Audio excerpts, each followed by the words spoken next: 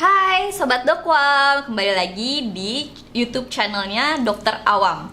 Bersama saya Dokter Rara dan Dokter Aisyah. Hari ini kita akan bahas apa? Alat-alat yang sebenarnya sangat life saving ya Kak sebenarnya ya. Kita akan bahas alat yang namanya NGT dan kateter urin.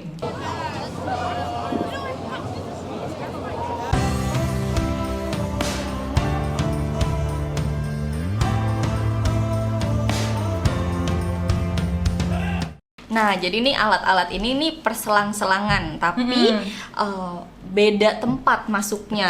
Betul. Pertama NGT dulu. NGT ini nama panjangnya nasogastric tube alias selang makan biasanya. Atau kalau misalnya orang awam biasa sering bilang sonde ya. Benar. Nah, ini bentuknya kayak gini nih. Selang.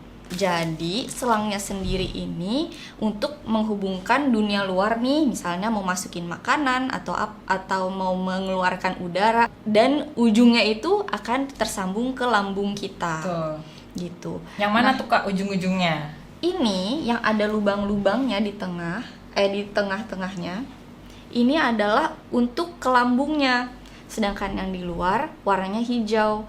Ini dia untuk menyambung ke misalnya spuit atau enggak untuk ke dunia luar, yaitu misalnya kateter urin bag atau misalnya mau ngeluarin udara gitu ya.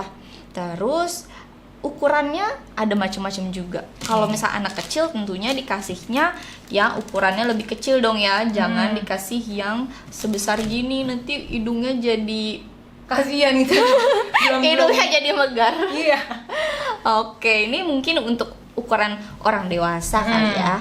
Nah, terus gimana caranya kita tahu ini panjangnya udah masuk nih ke lambung kira-kira. Ternyata di sini dia ada nomor-nomornya loh. Nah, kayak gini. Ada biasanya 55, 65, 75 gitu ya. Buat apa tuh Kak kira-kira? Jadi biasanya kita itu menentukan panjangnya saluran dari hidung sampai ke lambung. Gimana cara nentuinnya? Pertama kita ukur dari hidung depannya sampai ke telinga, terus kita tarik ke bawah sampai kira-kira selambung kita, yaitu di bawah ini ya, dada lah, di bawah, sedikit di bawah dada gitu. Biasanya kita tandain atau enggak untuk orang dewasa biasanya sekitar 55 gitu ya. Terus dia biasanya ada gelnya nanti. Iya. Jadi gelnya itu dioleskan gitu ya, dilumuri sepanjang yang dibutuhkan, yang udah kita ukur tadi berapa panjangnya kira-kira yang dibutuhkan. Setelah itulah adalah hal yang paling menyakitkan bagi pasien adalah memasukkan selang ini ke lubang hidung. Harus pelan-pelan, pasiennya juga harus kooperatif. Biasanya ntar di salah satu hidung ya. Kalau misalnya kita lihat nih kita udah pernah bahas nih kita pernah bahas di video reaksi sebelumnya ya, dari hospital playlist kan ada dua-duanya masuk ya. Nah sekarang kita ajarin caranya kalau sebelah doang pakainya, kalau dua-duanya ntar nggak bisa napas pasiennya. Iya. Jadi kalau misalnya pertama tadi pasiennya udah disiapin, biasanya kita kasih alas buat pasiennya biar nggak cecer-cecer. Kitanya sebagai dokter pakai alat pelindung diri. Terus kita siap dulu ke pasiennya. Kita minta izin dulu, inform consent penting ya. Agar pasiennya juga tenang dan kooperatif. Biasanya ditanya dulu sih, kayak mau di sebelah mana, hidung yang sebelah mana yang lebih mau dimasukkan gitu. Karena kita lihat juga misalnya dia lagi hidungnya mampet, atau misalnya dia ada deviasi septum alias hidungnya ini bengkok gitu. Jadi mungkin ada salah satu lubangnya yang lebih kecil. Betul. Nah, kemudian kita lumuri alatnya dengan si lubrikan. Dokternya jangan lupa udah siap-siap sama stetoskop. Jadi misalnya Dokter Rara nih masangin ke hidung aku ya. Aku udah pegang stetoskop. Masuk sampai dalam. Tadi sampai 55 nih. Sampai 55. Masuk ya. Biasanya keluar di sini nih. Biasanya pasiennya kita suruh juga bantu nelen. Jadi masukinnya jangan cepet-cepet. Nanti dia bersin. Mual banget soalnya pasti pasiennya. Kita masukin pelan-pelan seiramanya pasien nelen. Terus udah sampai ukuran 55, kita sambungin ini ke spuit alias suntikan yang besar yang 50 cc, tapi udara yang kita masukin itu cuma 20 cc-an ya biasanya.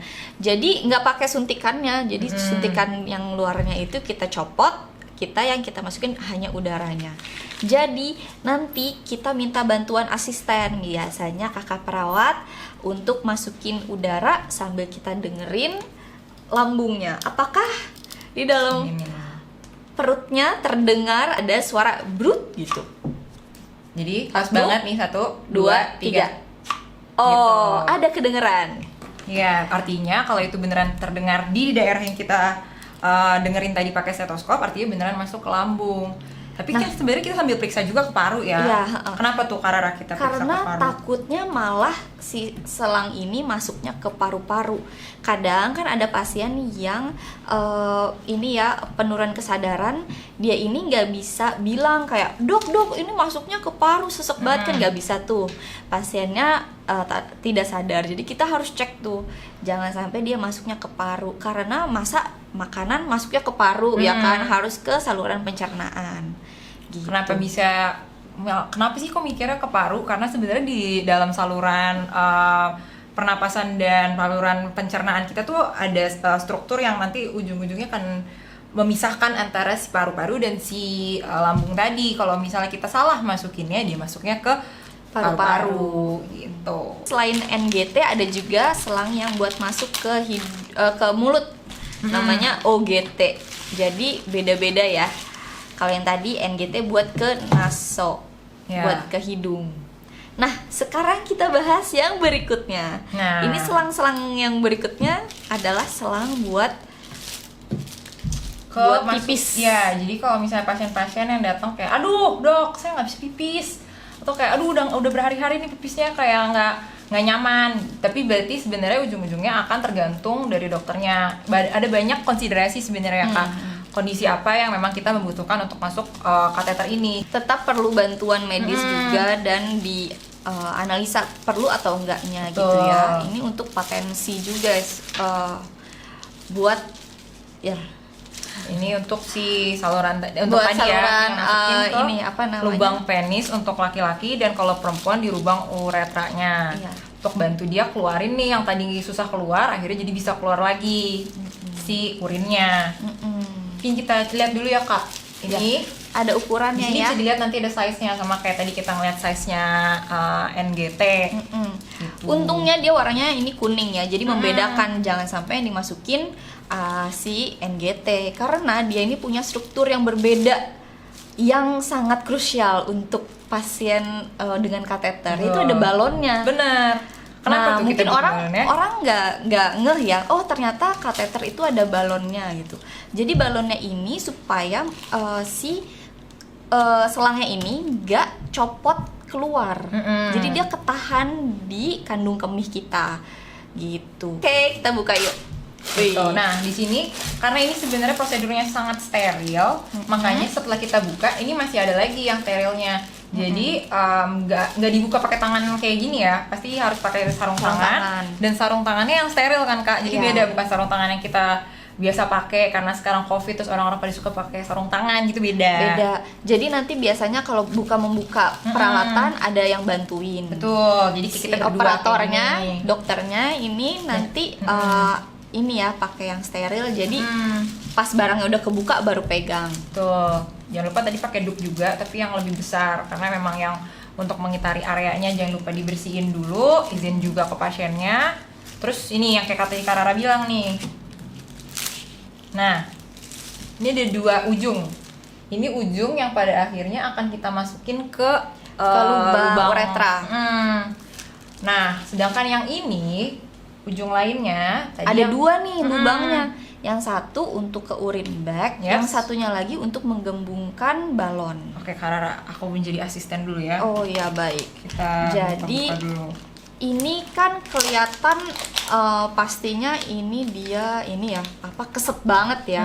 Biar nggak sakit masukinnya, karena ini juga lubangnya besar. Kita pakai lumuri dengan gelnya ini ini ya mengandung anestesi lokal gitu ya nggak sih? silokain kan ya. Jadi nggak sakit, harusnya lebih ke nggak nyaman daripada nyeri ya.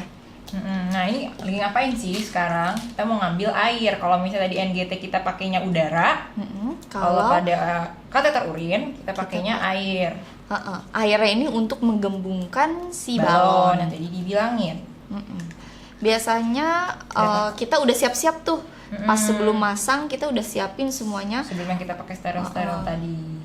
Terus jadi ini kan kita lumuri dengan gel. Setelah dilumuri dengan gel, pasiennya kita masukin nih ke uretra. Masukinnya sampai ujung. Karena nanti di kandung kemihnya dia ini akan memutar mungkin ya gini. Terus kita gembungkan lah si balon. Nah, coba Karara mungkin nanti kita bisa menunjukkan si balon-balon ini ya. Coba ya. 1, 2. Nah, inilah balon yang akan masuk ke dalam uretranya tadi. Terus kan dicopot nih, jadi dia akan tetap kayak gini. Kenapa sih Kak harus dibikin balon ini? Karena biar nggak copot. Jadi bayangin ya, misalnya ini adalah kandung kemih. Jadi kandung kemihnya akan kayak gini. Terus ini nanti uretranya kita. Uretranya kita. Jadi kita akan tarik nih. Tarik-tarik, orangnya jalan-jalan atau pindah-pindah, duduk atau apa. Ini dia nggak ini ya. Nggak pindah, bocor, jadi nggak kecabut gitu ya. Akhirnya nanti yang ini nyambung keluar. Terus nanti biasanya disangkutin, ditempel di paha pakai micropore. Nah, ujung yang tadi kan yang ini buat masukin si air. Yang ini buat apa? Ini buat masuk ke urin bag. Asisten buka dulu. Jadi urin bagnya disambungin, dan di urin bag ini ada ininya ya, ukuran-ukurannya nih berapa liter yang keluar. Nanti. Makanya nanti dihitung sama dokternya. Nah, yang ini bagian ujung yang ini dimasukinlah ke sini, ya kan, bener kan? Ya betul. Nah, gitu. Nah, sedangkan untuk yang ini itu nanti buat ngeluarin si ngeluarin buat si urinnya, buat ngosongin. Tuh. Lock dan dibuka gitu ya. Kelihatan kan ini buka, ini locknya. Gitu deh.